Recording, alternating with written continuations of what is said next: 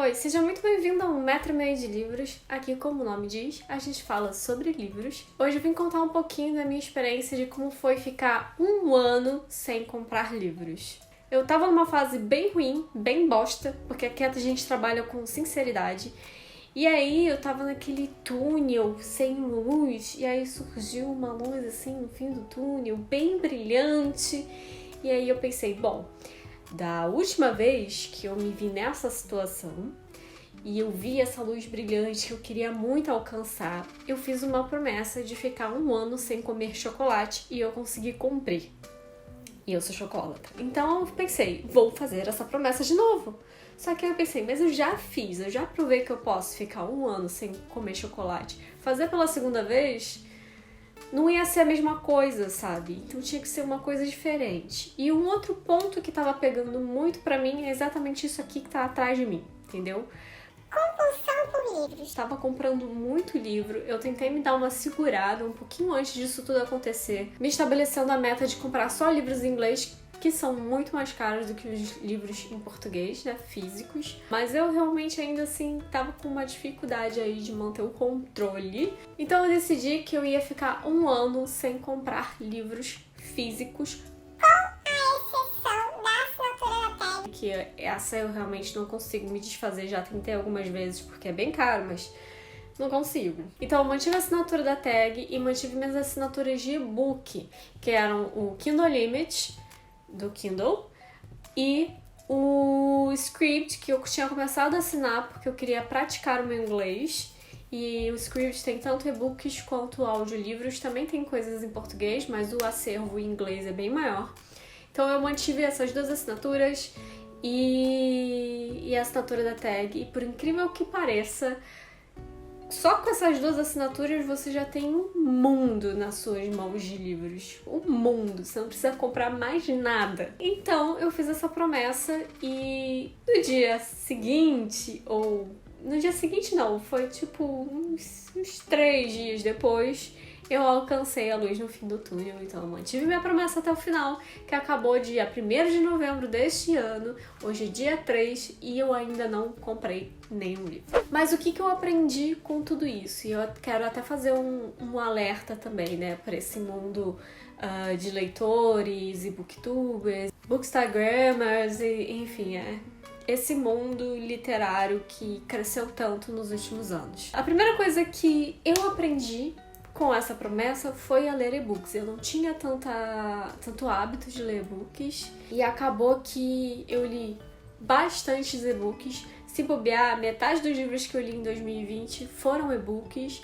E melhor ainda, porque como eu só tinha a assinatura do Kindle Unlimited e do Scribd, com certeza, mais ou menos aí equilibrado, de repente, eu até coloco a situação atual aqui do meu balanço de leituras nesses quesitos, mas de repente até um pouquinho assim, metade ou um pouquinho menos que a metade, eu li livros em inglês.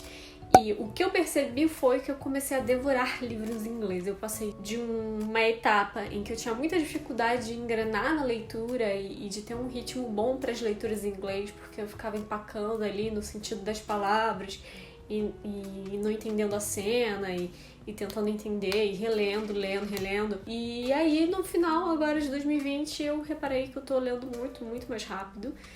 Então, foi, assim, um ótimo aprendizado ficar um ano sem ler livros, sem comprar livros. Outro ponto também, que esse foi o principal ponto pra mim, foi porque eu descobri que eu desconto a minha ansiedade em comprar livros. Sabe, eu tenho crise de ansiedade e aí quando eu tô em crise, pra tentar aliviar a sensação, eu vou lá e compro livros. Pelo menos era a minha tecla de escape. E por isso que eu quero deixar aqui um alerta pra todo mundo que gosta de ler, porque nesse meio a gente é muito incentivado a sempre comprar muitos livros. Não que isso seja errado, mas fique atento se por acaso não seria algum desequilíbrio aí da sua saúde mental, como foi no meu caso. E tanto foi que quando eu parei de comprar livros, quando eu comecei essa promessa, eu comecei a descontar minha compulsão em comprar cursos. Hoje eu estou atolada até a cabeça de curso para fazer e não tô dando conta, mas aí a gente vai comendo o elefante aos pouquinhos. E no início dessa promessa também foi bem difícil, tive muita dificuldade de me controlar e não acabar quebrando logo de cara a minha promessa. Mas depois eu me acostumei e se tornou uma coisa tão natural que hoje, por exemplo, dia 3 de novembro, minha promessa acabou dia 1º e eu ainda não comprei nada. Por quê? Porque eu sei que eu tô com um ritmo de leitura bem mais devagar do que o meu normal e que não vai adiantar nada eu comprar vários livros agora pra ficar acumulados aqui na estante. Então, eu tô fazendo aos poucos, entendeu? Eu vou comprar os livros que eu preciso ler para clubes de livro que eu organizo e faço parte, como Lendo Mulheres Reais, ou como o Estante Distópica, que eu assino. Ainda bem que a maioria dos livros do Estante Distópica eu já tenho, mas se eu tiver que comprar, eu não vou ter empecilhos como essa promessa, mas ainda assim tô trabalhando isso para não voltar a ser uma compulsão. Tanto é compulsão que aí você pergunta quantos livros físicos eu li durante esse 1 ano sem comprar livros, e é praticamente 0. Eu devo ter lido 1 ou 2 desses milhões que tem aqui atrás. E eu não sei se foi por causa disso, ou se foi uma consequência, ou se foi pelo meu ritmo de vida, que tá bem acelerado. Mas eu percebi que tem livros na minha estante que eu talvez nunca leia, entendeu? E que de repente é mais fácil me desfazer deles do que ficar mantendo eles aqui. Eu já separei alguns vão para sorteio ou no Instagram ou aqui no YouTube, então fiquem de olho.